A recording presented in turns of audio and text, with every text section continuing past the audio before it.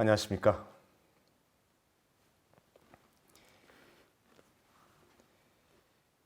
지난 시간에 이어서 계속해서 우리는 사무엘의 일기장을 들여다보도록 하겠습니다.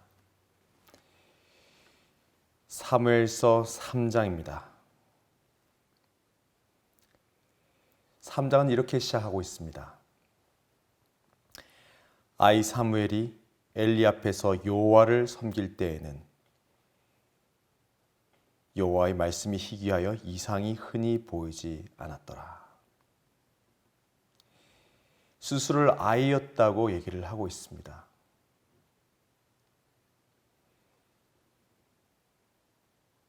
하지만 사무엘은 아이로서는 견디기 힘든 여러 가지 기억 속에서, 경험 속에서, 만남 속에서 자라나고 있었습니다. 그런 아이 사무엘이 자신이 보고 들은 것을 지금 이야기하고 있는데요. 엘리 앞에서 여호와를 섬길 때에는, 엘리라는 당시에 자신의 스승이라 할 수 있고 또 이스라엘의 영적 지도자, 즉 사사이자 대제사장이었던, 자신과 함께 먹고 자고 그분의 가르침을 따라서 살아온 어린 아이, 성소 봉사를 하는 이 어린 아이가 엘리 앞에서 여호와를 섬기고 있었다고 얘기를 하고 있습니다. 그런데 이러한 때에 어찌 보면 하나님의 부르심을 받은 종과 함께 살아가는 이때에 이상하게도 여호와의 말씀은 희귀하였던 것입니다. 드물었던 것입니다. 가물에 콩나듯 하였다는 것입니다. 하나님의 말씀이 흔한 것이 아니라 희귀하다 보니 이상 또한 흔히 보이지 않았던 것입니다.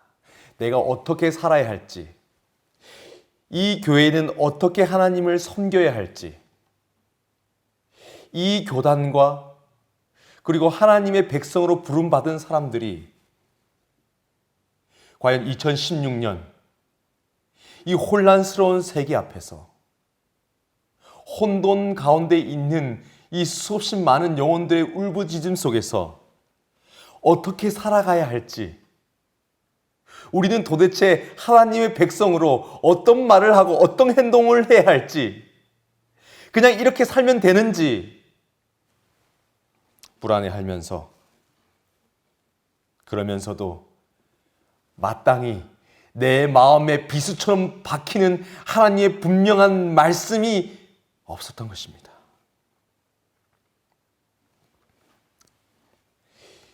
물론 이것이 직접적인 표현이신지는 알 수 없지만 사무엘은 이렇게 표현하고 있습니다. 엘리의 눈이 점점 어두워가서 잘 보지 못하는 그때에.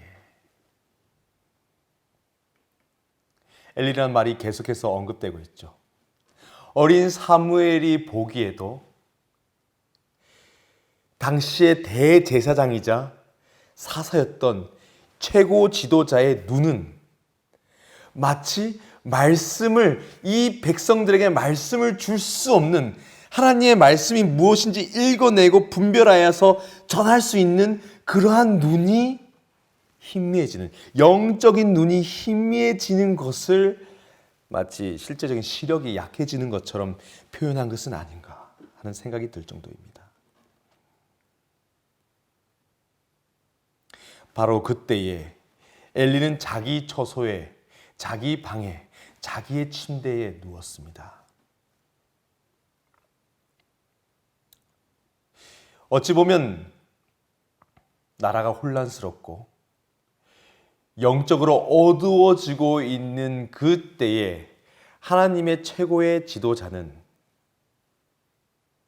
말씀을 어깨에, 마음에, 가슴에 지고 가는 이는 하나님의 초소에서 눈물로 애통하며 기도를 해야 되는지도 모르겠습니다. 그런데 공교롭게도 자기 초소에 그날은 누워 있었습니다. 사실 우리는 쓰러져가는, 퇴락해가는 그렇게 보이는 기독교, 특별히 한국 사회가 더 그렇죠. 한국 재림교회에 대해서 우려의 얘기가 많습니다. 하지만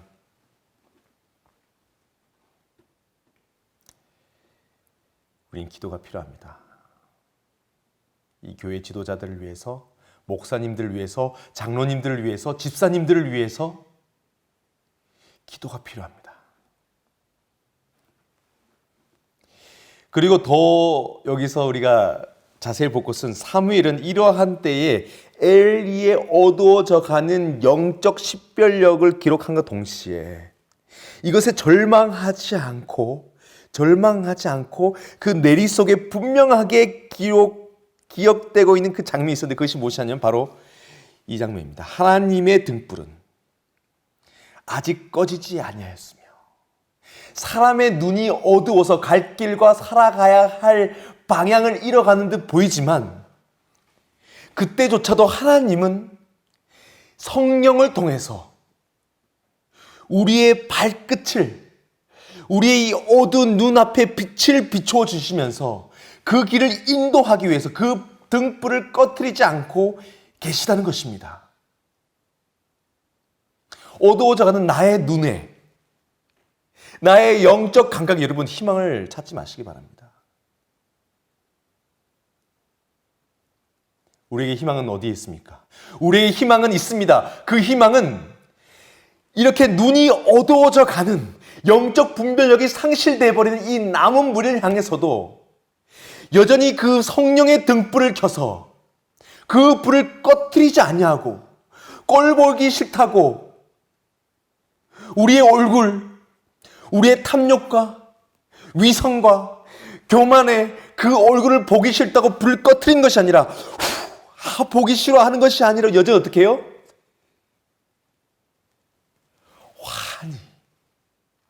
불환히 비춰서 어떻게 해요?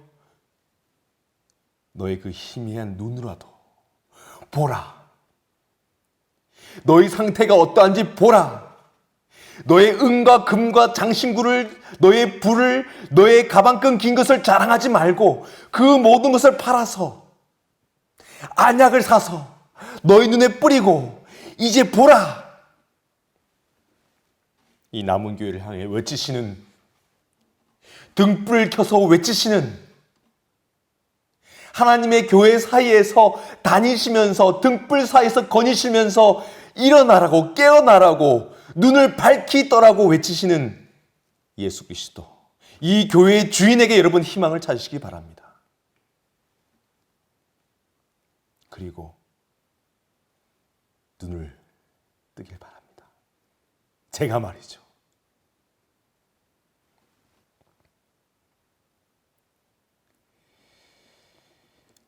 그렇게 사무엘은 희망을 보았던 것입니다. 지나고 보니 그것이 나라의 형국이 기울고 있었지만 하나님은 그 백성을 버리지 않고 있었다는 것을 사무엘은 본 것입니다.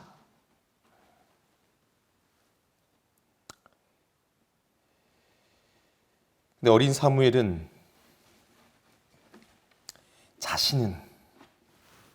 아이 사무엘은 하나님의 궤에 있는, 하나님의 법궤가 있는, 모세가 돌판을 가지고 와서 그 돌판을 넣어둔 그 법궤가 있는, 그리고 덮는 그룹, 두 명의 덮는 그룹 사이에 좌정하신 쉬운 자가 있는 하나님의 인재가 머무는 바로 그 법궤, 궤가 있는 여호와의 전 안에 누웠더라. 네.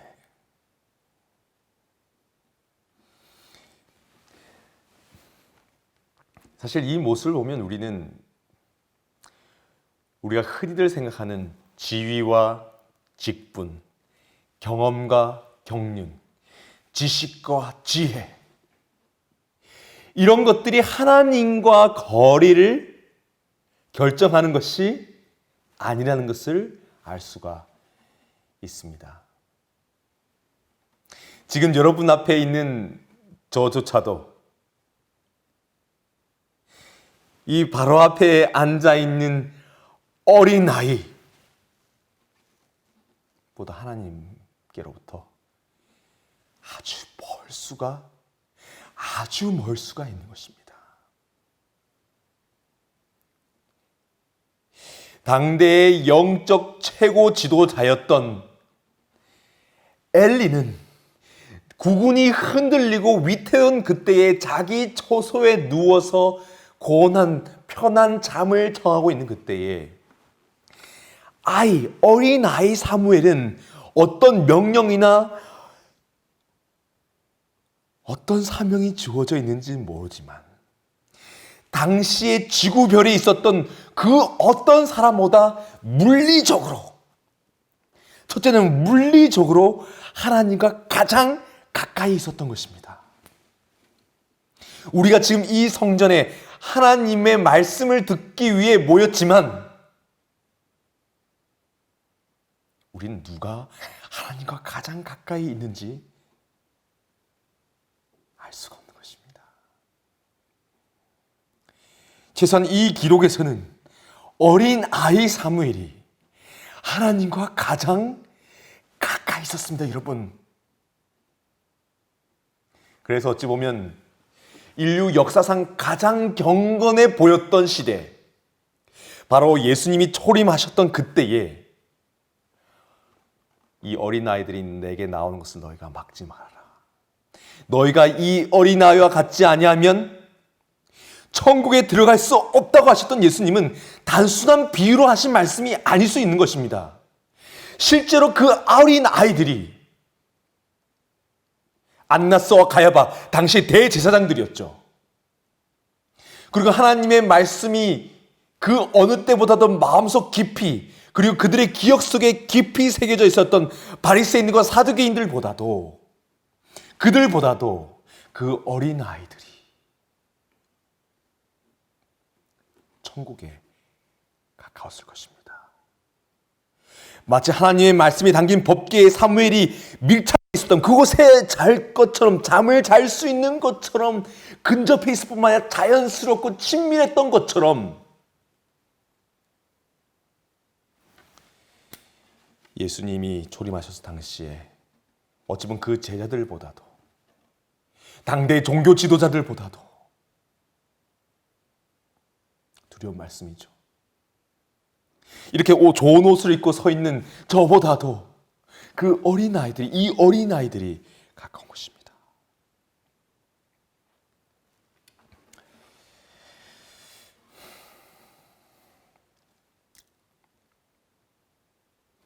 우리 어린아이처럼 하나님과의 거리를 좁혀 나가야겠습니다.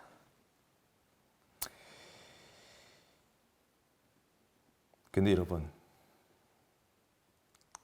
이 어린 사무엘의 일기에 너무나 격렬한 기억이 지금 이 순간 기록되고 있습니다. 4절입니다. 여호와께서, 누가요? 여호와께서 왕이 없는 시대에, 왕이 없는 것처럼 살아가는 시대에 여호와 하나님을 왕이 되는 것이, 여호와 하나님이 왕이 될 것을 거부하는 그 시대에 여호와께서 등장합니다. 누구에게요? 어린아이 사무엘에게. 그리고 여호와께서 사무엘을 어떻게 합니까? 부르시는 것입니다. 여러분, 부르심이 지금 누구에게 임하고 있습니까? 누구에게요? 엘리입니까? 홈니와 비느하스입니까? 각 지파의 장로들입니까? 누구에게 임하고 있습니까? 어린아이 사무엘에게 여호와의 음성이 들리는 것입니다. 아이를 부르는 것입니다.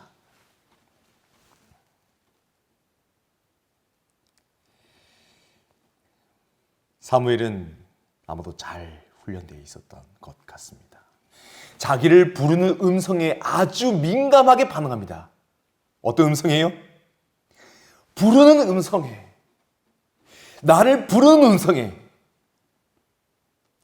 나를 부르는 음성에 민감하게 반응하는 것입니다.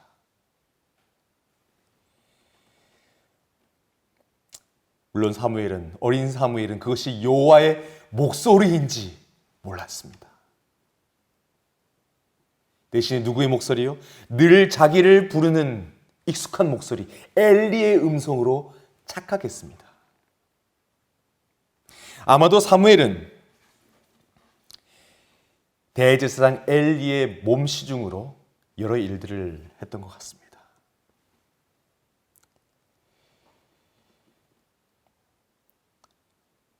나이가 지극한 엘리가 다리가 쑤셨는지,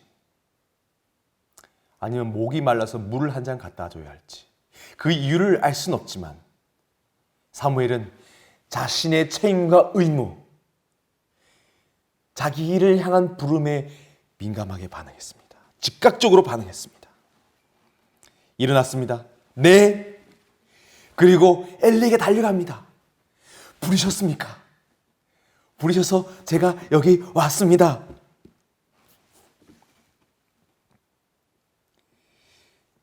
그런데 의외의 이야기를 합니다. 나는 부르지 아니하였으니 다시 가서 누워라. 불렀어. 가, 야, 자. 왜 불러? 내가, 뭐라는 거야? 빨리 가서 자. 하지만 사무엘은 불평하지 않고 어떻게 해요? 자기의 자리로 돌아갑니다. 하지만 여호와께서 다시 부릅니다. 사무엘.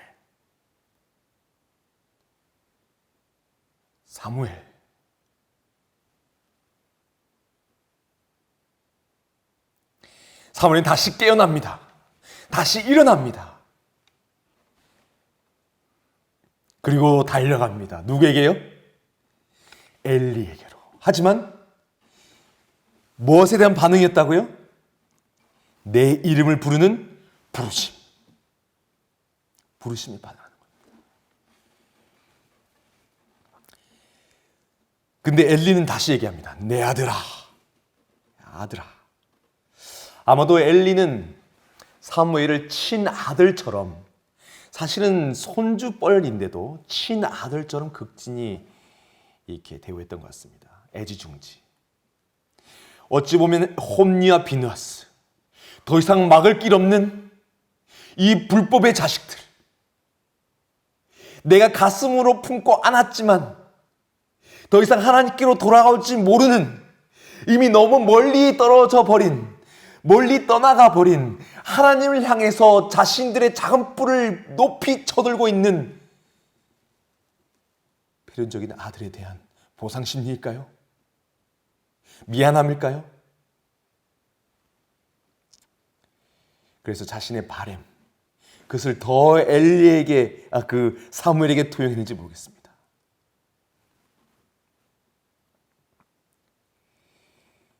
불렀습니다. 아들아. 그렇죠? 아들이라고 부르는 겁니다. 나 너 안 불렀어. 가서 자라. 밤이 늦었다. 나도 좀 자자. 너 왜 이러니 오늘? 응?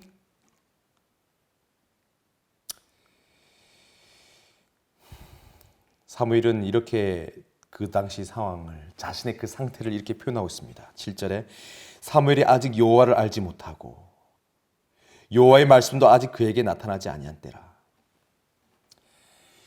이 말은 사무엘이 여호와의 말씀이나 여호와 하나님이 어떤 분이신 것을 몰랐다, 이런 말이라기보다는 경험적으로 마치 선악을 알게 하는 그 열매를 먹음으로 악이 체험되고 하나님의 불순종을 경험함으로 그 죄가 체험된 것처럼, 그리고 남녀가 장성하여서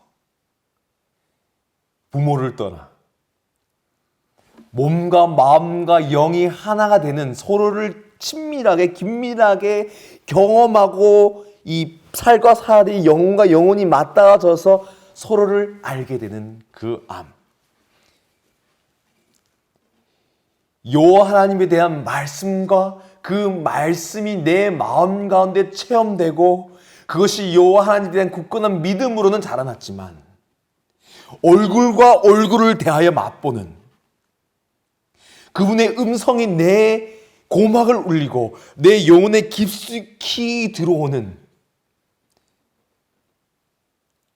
그러한 경험, 그러한 암, 그러한 암은 없었다는 것이죠.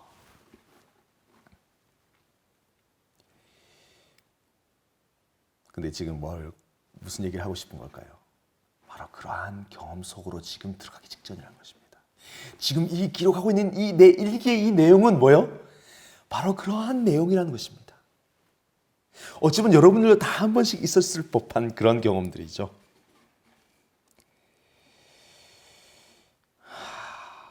여호와께서 8절입니다. 세 번째 사무엘을 부르시는지라. 여호와께서는 이 날은 어떻게 하신 거예요? 그러니까 작심하신 것입니다. 작심하신 것입니다. 다시 부른 것입니다. 이 아이가 내 목소리를 분별하지 못할지라도 어떻게 해요? 다시 부른 것입니다. 사무엘은 다시 일어납니다. 사실은 이쯤 되면 어떻게 해요? 저 같으면 이렇게 할 수 있는 거죠. 아우, 엘리 할아버지 또 왜 이러시나. 그렇죠? 노망이 났나? 나이도 많이 드셨는데 이제 드디어 그런 때가 온 것인가? 이제 앞으로 나는 앞날이 어둡구나. 고생문이 열렸다. 이제 이 정도까지 분별력이, 기억도 못하는 건가? 그렇죠? 양치기 소년의 이 거짓말에 동료 목동들이 달려오지 않는 것처럼 사무엘도 자기 자리에 누워 있을 수도 있을 법하죠. 하지만 사무엘은 부름에 어떻게 해요? 반응한 것입니다. 그가 일어나 다시 엘리에게로 가서 가로되 당신이 나를 부르셨기로 내가 여기 있나이다. 여러분, 점점 이 이야기가 어떻게 해요? 단순하게 다가오지 않죠? 점점 더 강렬하게 다가오고 있습니다. 순간 그렇게 성실하고 아름다운 이 소년이 모습을 늘 보아왔던, 그래서 사랑했던 엘리는 세 번째 이 아이가 자기 앞에 서서 그 반짝이고 영롱하고 투명하고 확신에 찬 눈으로, 그리고 내 입에서 떨어지는 말이 그것이 무엇이든지 간에 순종할 수 있는 그 열정을 가지고 내 앞에 선 이 소년의 얼굴을 볼 때에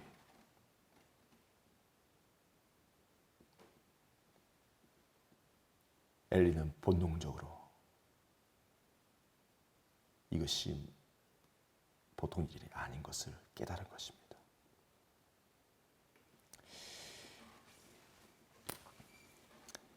그리고 이렇게 얘기합니다. 엘리가 드디어 어떻게 해요? 여호와께서 이 아이를 부르고 계신 것을 깨달았습니다. 사실 아마도 사무엘은 이때 엘리의 표정을 잘 기억하고 있었겠죠. 그 표정이 경악이었을까요? 두려움이었을까요? 놀라움이었을까요? 왜요?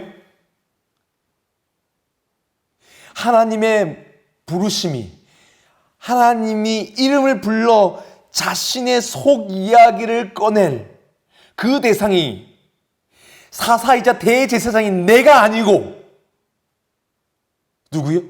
내 눈앞에 있는 이 어린 아이 사무엘이라는 것입니다. 어찌 보면 사무엘상 2장 35절, 하나님의 사자가 엘리에게 마지막 경고를 하기 위해서 나타나서 하나님이 내 가슴을 찢으면서 어떻게 해요? 외치신 그 부르짖음, 나는 내 마음을 알아줄 수 있는 사람 찾을래. 이젠 네가 더 이상 나를 쳐다보지 않으니, 나의 속상한 이 마음, 내 고름이 짜 나오는 이 터진 마음을 네가 알아주지 않으니, 모른 채 하니, 무시하니, 경시하니, 가볍게 여기니, 이제 난 딴 사람 찾아야겠다. 우리 지난 시간에 2장의 이야기를 통해서 우리 배웠습니다. 보았죠. 근데 그 사람이 하필 누구요? 이 아이란 말이냐? 더 이상 요한은 누굴 부르지 않아요? 엘리를 부르지 않는 것입니다. 잔이 옮겨진 것입니다. 생각해보니 여호와의 사자가 그렇게 격정적으로 여호와의 가슴을 찢어 발기면서 보여줬는데도 상당 기간 시간이 흐른 것을 엘리는 알았습니다. 자신의 영적인 게으름, 무감각이 너무 지나쳤다는 것을 또 알았습니다. 하지만 이 당혹스러운 순간, 내 눈앞에 선 이 어린아이, 그 눈을 바라보면서 엘리는 이 말을 해야만 했습니다. 무슨 말이요? 가서 누웠다가 그가 누구요? 그가 그 누구요? 실은 나도 아는, 나를 사사로 불렀던, 내가 이 성소 봉사를 하고 있었을 때에 어느 날, 어찌 보면 밤이었겠죠, 누워있는데 부르는 것입니다. 엘리, 엘리. 네, 제가 여기 있습니다. 아마도 대제사장에게 갔을까요? 3번을 갔을까요? 4번째 그 대제사장이 엘리야, 여호와께서 널 부른다, 이렇게 얘기했을까요?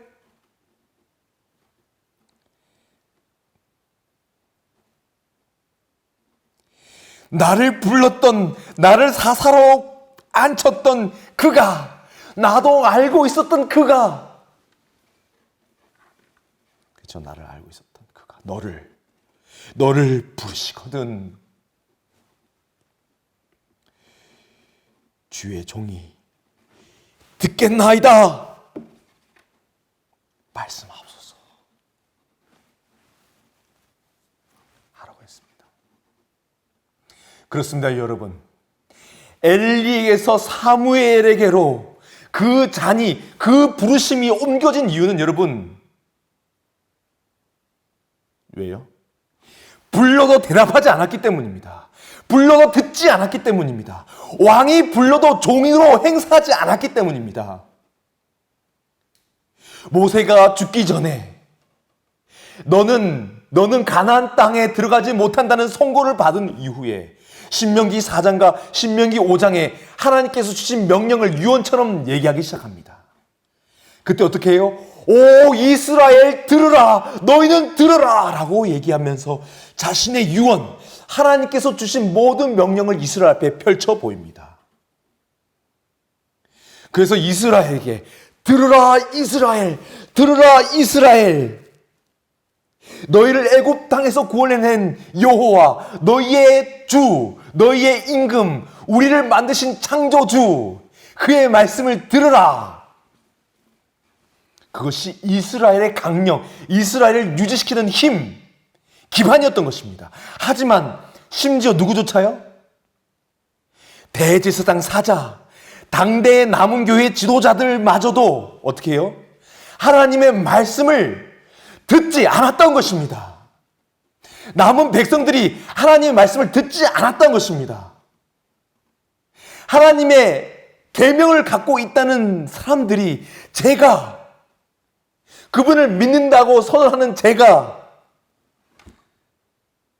원수를 사랑하라고 하는데 원수를 미워하고, 겸손하라 하는데 교만하여지고,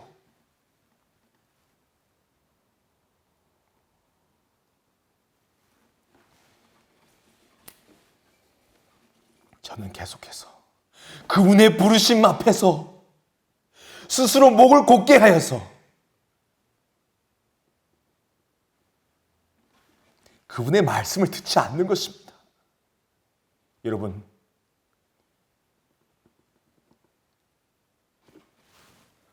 하나님은 오래 참으시죠? 엘리에게 오래 참으신 하나님의 모습을 보십니까? 어찌 보면 사무엘의 이러한 부르심은 엘리를 향한 마지막 호소일 것입니다. 자신의 첫 사랑을, 그 뜨거웠던 부름의 기억에 사무엘을 부르는 그 기억과 어떻게 해요? 융합시키면서 이걸 다시 끌어붙이면서 어떻게 해요? 엘리야 깨어나라 하는 하나님의 마지막 부름인지도 모르겠습니다. 여러분, 이 부름이 오기 전에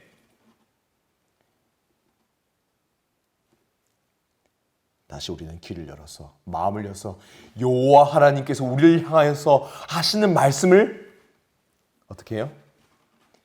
들으시기 바랍니다. 용서하시기 바랍니다.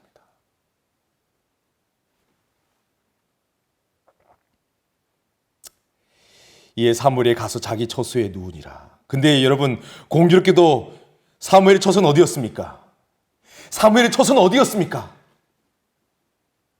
하나님의 말씀이, 하나님의 보호자가 있는, 법궤가 있는 바로 곁 지성소였습니다. 하나님이 있는 곳이 사무엘에 있는 처소가 되었던 것입니다. 반면에 엘리는 자기의 처소, 자기의 자리로 간 거죠. 마치 그때에는 이스라엘의 왕이 없으므로 자기의 소견에 옳은 대로 행했던 것처럼, 하나님의 말씀, 하나님의 명령, 하나님의 이끄심을 거부하고 나 스스로에게 내가 명령하는, 하나님을 폐위시킨 자에게는 그런 쓸쓸한 퇴장이 남아있는 것입니다. 그런데 여러분, 11절에 아주 의미심장한 말이 있죠. 여호와께서 사무엘에게 이르시되, 사무엘이 부르십니다. 그런데 이 얘기를 하는데, 이 목소리를 듣는데 아마 사무엘은 더 이상 잠에 들 수 없었겠죠. 눈을 감고 있었지만, 이 목소리가 들리는 그 순간까지 눈을 감고 있었지만 무서워서 눈을 뜰 수 없었을 것입니다. 하나님이, 여호와께서 날 부른다고? 그 목소리가 나를 부르는 소리였단 말인가? 심장이 터질 것만 같았겠죠. 여호와께서 나를 왜? 그때 부르는 것입니다. 사무엘. 눈을 떴습니다. 그리고 눈은 어디를 향했을까요? 그 목소리가 들리는 곳, 바로 자기 곁에 놓여있는 그 법궤, 덮는 그룹이 덮고 있는 그 시은자, 그 보좌, 그 보좌에 누가요? 여호와께서 뭐 한 거예요? 서 계신 것입니다. 왕이 뭐 하고 있어요? 서 있는 겁니다. 뭐 하려고요? 임명하기 위해서. 내 종으로 부르고 임명하기 위해서 그 머리에 성령의 기름을 붓고 네가 나의 마음을 이해하고 받아들이고 그리고 어떻게 해요? 전하는 사사가 되어라. 서 있는 여호와를 본 것입니다. 그리고 그 음성을 들은 것입니다. 여러분, 이런 경험, 여호와께서 나를 부르시고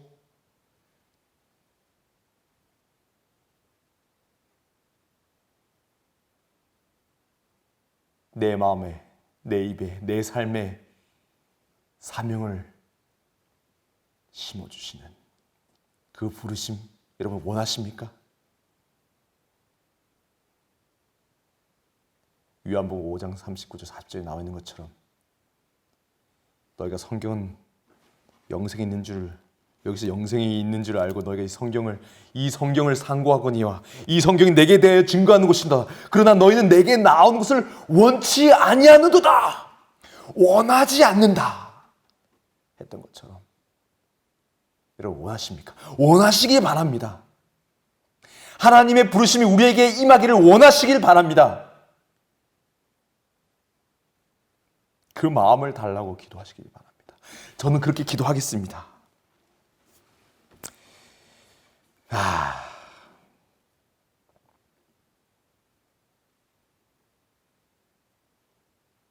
그런데 여러분, 사무엘이 드디어 고백합니다.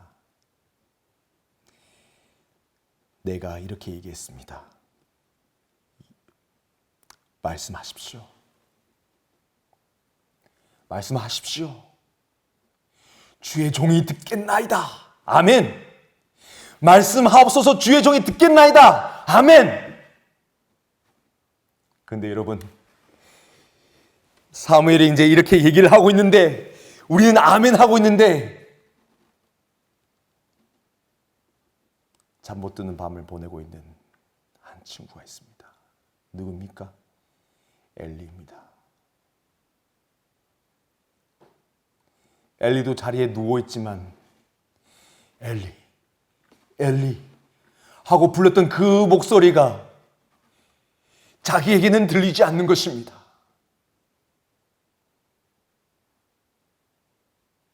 하지만 아무도 사무엘은 뭔가 얘기하고 있는 것이 들렸는지도 모르겠습니다. 사무엘의 말씀하옵소서. 주의 종이 듣겠나이다. 그 순간 뭐요? 온몸에 전율이 흘렀겠죠. 여호와께서 부르시는구나. 여호와께서 사무엘과 얘기하시는구나.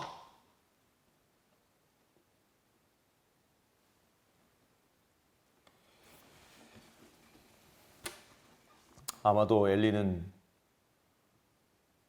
그 밤 참담한 심정으로, 하지만 어떻게 해요? 몸은 꼬부리지, 귀는 살짝 열고 무슨 음성이 들리는지 듣기 위해서 마치 구걸하듯이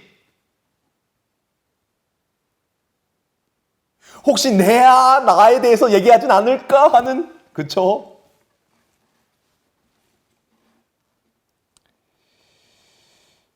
아니나 다를까 사무엘에게 주어진 첫 번째 사명은 더 이상 하나님의 음성이 들리지 않는 엘리를 향한 기별이었습니다. 자신의 스승을 향한 기별이었습니다. 그리고 그 기별은 심판에 대한 기별이었습니다. 그 기별은 엘리가 이미 알고 있는 죄악에 대한 것이었습니다. 사무엘도 보고 듣고 했던 그것이 무엇인지 잘 아는 그 내용이었습니다.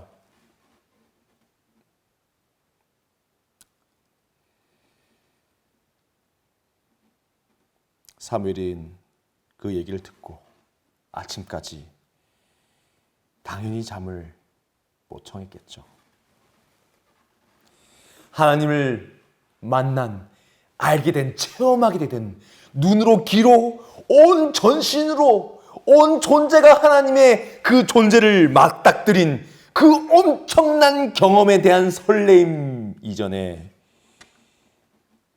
바로 옆방에 누워있는 엘리 할아버지, 나의 양 할아버지, 그 영혼에 대한 부담, 이걸 어쩜 좋나.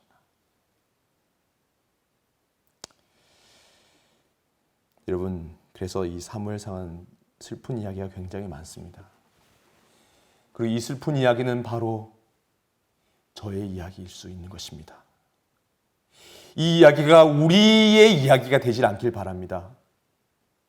사무엘이 한 경험, 하나님과 만나는 경험이 저와 우리의 이야기가 되길 원합니다. 이것이 이 교회, 이 교단, 하나님을 믿는다고 공언하는 사람들의 경험이 되길 원합니다. 엘리가 사무엘을 불러 가로되 아침 문을 열기가 무섭게, 어린 사무엘의 발자국 소리가 들리기 무섭게 엘리는 어떻게 해요? 기다렸다는 듯이 다시 누굴 부릅니까? 사무엘을 부르는 것입니다. 사무엘을 불러요. 왜요? 왜 부르죠? 물어보려고. 뭘 물어보려고요?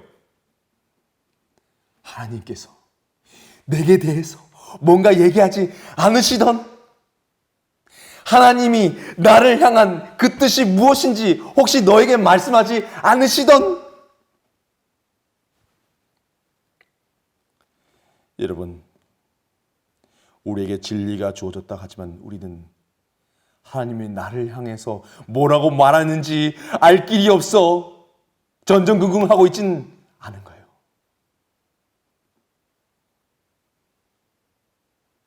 엘리의 모습이 왜 자꾸 저는 저의 모습과 겹쳐지는지 모르겠습니다.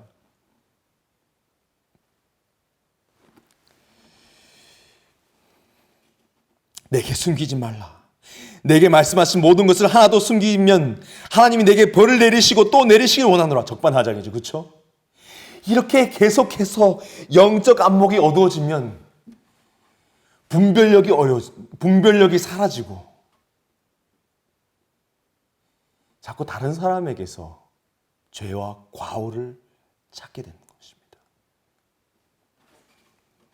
교회가 어려워지겠죠. 하나님의 공동체가 파괴되는 것입니다.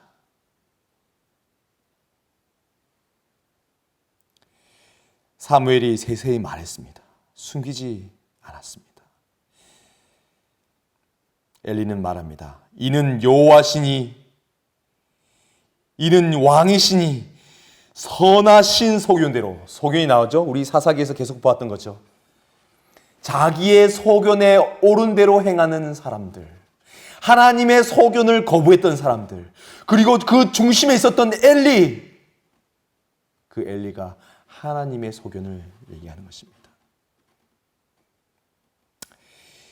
이렇게 사무엘은 자신이 하나님을 경험했던 그 엄청난 그리고 충격적인 뜨거운 그 경험을 엘리의 운명과 엮어서 자신의 일기장에 기록을 했습니다.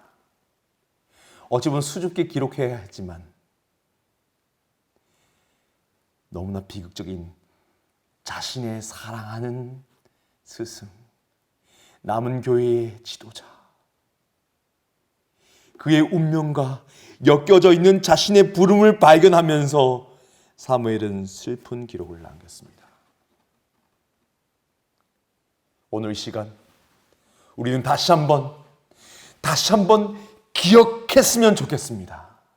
나를 부르셨던, 그래서 내가 여기 있나이다 하고 여러분 나오지 않았습니까? 그래서 우리는 이곳에 있지 않습니까? 나를 이곳에 있게 했던 그 부름이 무엇이었는지 여러분 다시 한번 기억하시길 바랍니다. 관성에 의해서, 습관에 의해서 그냥 마당만 밟고 가는도다 하는 그것이 아니라, 내가 예수의 이름으로 기도를 드립니다 할 때 그 의미가 무엇이었는지 가슴 북받치게 다가왔던 그 순간들을 다시 한번 기억하면서 우리를 부르시는, 남은 무리를 부르시는 그 음성을 찾아서 우리는 다시 한번 일어나야 하겠습니다.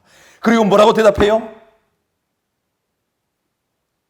말씀하옵소서. 주의 종이, 왕의 종이 듣겠나이다. 그것이 저와 여러분들의 오늘의 고백이 되길 바라면서 사무엘의 이 슬픈 이야기를 마치도록 하겠습니다. 아버지,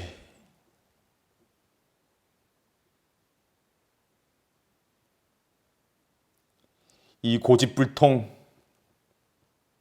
막무가내 내 소견대로 살고자 하는 이 포스트 모던 사회의 결정체, 이런 저를 향하여 하늘 성소의 그 밝은 성령의 등불을 비춰주시고 저의 상하고 고름이 터져 나오는 이 상한 몸을 보게 해주시고 예수 그리스도의 십자가로 인도해 주시고 그 피 속에서 다시 한번 새 생명으로 태어나 내 이름을 부르시는, 살라고 하고 일어나라고 하고 가라고 하신 예수님을 보고 듣고 따라갈 수 있도록 도와주셨기를 그리스도신 나를 부르시는 나의 주인 예수의 이름으로 기도를 드립니다. 아멘.